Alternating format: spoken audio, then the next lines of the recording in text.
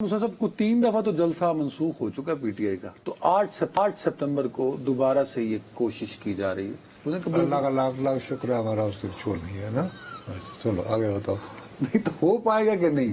یہ سبمٹ کرنے نہیں جاتے K2 اور ماؤنٹ ایوریسٹ، وہ بھی 3 دفعہ جاتے ہیں۔ ٹھیک ہے، کافی ہو گئی اتنے دنوں سے۔ اچھا ہو جائے گا؟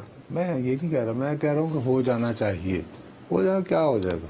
اور اگر واقعی وہ کرنا ہے کہ اکرم تیار ہو گیا ہے تو بلکہ زیادہ کہیں کہ ہاں کر لو، اس کے بعد کہیں کہ دہا لیا جی اپنا چاہ پورا کر لیا، تو یہ دیکھو یہ بھی ہو سکتا ہے۔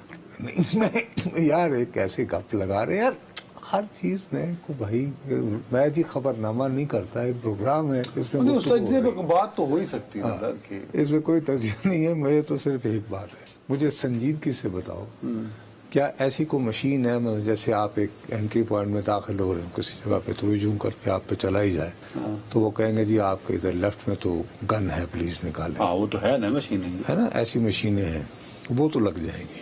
اب یہ 41 نکات پر مبنی ایک ان کو اجازت نامہ دیا گیا ہے، ان کو ان SOPs کے تحت آپ جلسہ کر سکتے ہیں۔ اچھا اب اس میں جلدی مجھے یہ تھا، اچھا اب یہ ہے کہ وہ ان کو رومن نمبروں میں لکھا گیا ہے، ویسے 2/3 یعنی صفحہ 2 3 صفحات پر مشتمل ہے، یہ 41 ساری ہیں۔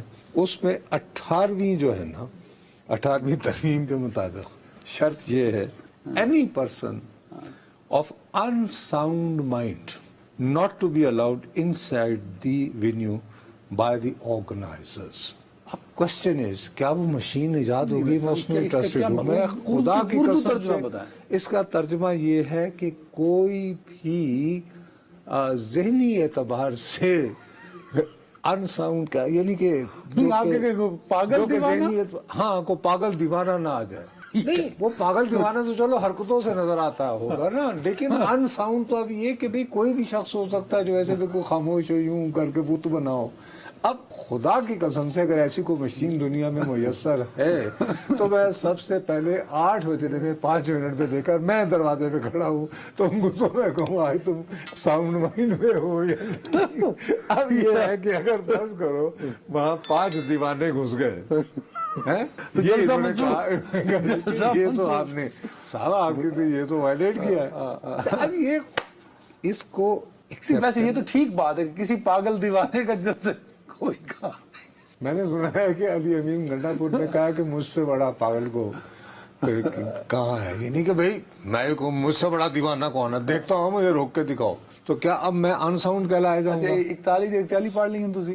کوئی اس میں ایسی تو نہیں ہے کہ جلسے میں کوئی بندہ نہ یار اب تم یہ بتاؤ نا کہ تم پی ٹی آئی کے جلسے کے لیے ہائے کم وقت جلسہ بھی نہیں ہونے دیتے، یہی بات ہے۔ چھوڑو یار، شہباز شریف صاحب تھوڑے واسطے چیلنج ہو گیا، پلیز یہ جلسہ ہونے دیں، دیکھ لیں کون سی رانی توپ چل جائے گی۔ اختر مینگل صاحب والا جو معاملہ ہے، کل اس پر آپ نے میں تو اڑا رہا کہ نہیں، آپ نے کہا وہ نہیں مانیں گے، اور اس قدر کالی زبان ہے آپ کی، وہی ہوا آج وہ چلے گئے پاکستان سے۔ مطلب 8 فروری کے بعد یہ پہلی مرتبہ تھا کہ اس موجودہ جو اسمبلی ہے اس کی حکومت اور اپوزیشن کسی ایک معاملے پہ متفق ہوئی ہیں، اور وہ ہے جناب میگل صاحب والا معاملہ۔ دونوں کے اعلیٰ وفود گئے ان کو منانے کے لیے، وہ نہیں مانے۔ آج کو لگ بھگ 2:20 پہ ان کی فلائٹ تھی، دبئی فلائی کی فلائٹ تھی ان کی، 354 اس کا نمبر، فلائی دبئی کی 354 نمبر ہے ان کا اس فلائٹ کا۔ وہ اس دبئی کی اس فلائٹ سے دبئی روانہ ہو گئے، اور اب تو سنا ہے وہ وہاں اپنے گھر پہنچ بھی گئے ہیں۔ پھر انہوں نے اس فلائٹ میں ایک ٹویٹ کیا، وہ آپ کے پاس ہے، میں چاہوں گا وہ آپ کو پڑھ دیں، کیونکہ آپ کی کالی زبان اس قدر کالی ہے کہ ہمیشہ بری چیزوں کے لیے پریڈکٹ کرتی ہے، کبھی اچھی چیزوں کو پریڈکٹ کرے تو میں اس کی تعریف کروں۔ بہرحال یہ لمبی چوڑی ان کی مختصر وہ یہ ہے، لیکن اس کا جو ہے کہ میں پاکستان میں نہیں تھا اور خود کو اس بوجھ سے نجات دلانے کے لیے آیا ہوں۔ یہ جو انہوں نے جہاز میں بیٹھے ہوئے لکھا ہے، یہ کہنا چاہیے تھا آیا تھا جو مہینوں سے میرے اوپر تھا، اب میں آزاد ہوں۔ امید ہے کہ باقی لوگ بھی جلد اس حقیقت کا ادراک کر لیں گے، اس سے پہلے کہ بہت دیر ہو جائے۔ میں اب پرواز میں ہوں، الوداع پارلیمانٹ۔ شاید ہم اس وقت ملیں جب قانون کی حکمرانی قائم ہو۔ بھیا میں نے جب کل یہ کہا تھا کہ یہ اپنا استعفیٰ واپس نہیں لیں گے تو چیزوں کو آؤٹ آف کانٹیکسٹ نہ بیان کیا کرو. میں نے ساتھ ہی یہ کہا، میں نے کہا کہ میں ان کے والد مرحوم کو بطور نوجوان صحافی بہت قریب سے دیکھا. ابھی جب میں صحافت میں منہ مار رہا تھا، درست ہو گئی بات. میں نے کہا وہ بھی، میں نے لفظ استعمال کیا تھا، بہت ضدی آدمی تھے. کہا تھا آپ نے. ان کے کانٹیکسٹ میں میرا یہ تھا کہ اختر مینگل صاحب عطا اللہ مینگل صاحب کے صاحبزادے ہوتے ہوئے اب فیصلے کا چونکہ اعلان کر چکے ہیں، اب یہ سے واپس نہیں لوٹیں گے. ساتھ ہی خدا کا واسطہ ہے، یہ بھی بات انتہائی خلوص سے میری زبان کو خالی کہہ دو، کہیے کہیے، مجھے برا کہیے، برا نہیں کہہ رہے، لیکن یہ بھی اعتراف کیجئے کہ میں نے کہا کہ یار میں دل کی اتھاہ گہرائیوں سے میری دعا ہے کہ میں غلط ثابت ہوں. پر آپ نہیں ہوئے غلط ثابت، آپ ہمیشہ درست ثابت ہوئے. ٹھیک، مجھے اپنے درست ثابت ہونے پہ شرمندگی ہے. سیاست میں مایوسی ہوتی ہے. شاید اختر مینگل صاحب کا وہ رتبہ اور وہ کیلیبر نہ ہو، لیکن ہمارے قائد اعظم ایک زمانے میں مسلمانوں کے رویے سے مایوس ہو کر لندن چلے گئے تھے. بالکل اپنی طرف سے انہوں نے سیاست سے کنارہ کشی اختیار کر لی تھی. تو پھر دیگر لوگوں کے علاوہ بنیادی طور پر لوگ یہ کہتے ہیں کس حد تک درست ہے یا نہیں. میں تاریخ کا تو کوئی اس طرح کا دعویٰ نہیں کر سکتا کہ تاریخ کو جانتا ہوں اچھی طریقے سے، کہ علامہ اقبال کے بار بار خطوط جو ہے انہوں نے مجبور کیا قائد اعظم کو واپس لوٹنے کے لیے، اور وہ ہے. ٹھیک، میں سردار عطا اللہ مینگل مرحوم اور اختر مینگل صاحب، ان کے لیے میرے دل میں جو احترام ہے اس سب کو ذہن میں رکھتے ہوئے، اور خاص طور پر دیکھو ہمارے ہاں بہت دنوں سے یہ بات چل رہی ہے جیسے کہ جی یہ تو پنجابیوں کے دشمن ہیں، بلا بلا بلا وغیرہ وغیرہ. تو سردار ہوتے ہیں جی. بہت کم لوگوں کو یہ بات یاد ہوگی کہ نمبر 1 عطا اللہ مینگل صاحب کے آج حامد میر نے ذکر بھی کیا ہوا ویسے اپنے کالم میں.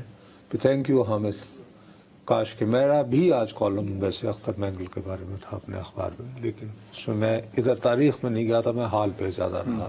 اختر مینگل صاحب کے والد جو تھے وہ بھی سرکش تھے، آزاد مرش آدمی تھے، تو ان سے سرداری چھین لی گئی تھی، کسی اور صاحب کو دے دی گئی تھی، اور بعد ازاں باقاعدہ انتخاب ہوا تھا، اور اس انتخاب کے نتیجے میں سردار عطا اللہ مینگل اپنے قبیلے کے سربراہ پھر ان کو پھر بنا دے گا. ٹھیک ہے.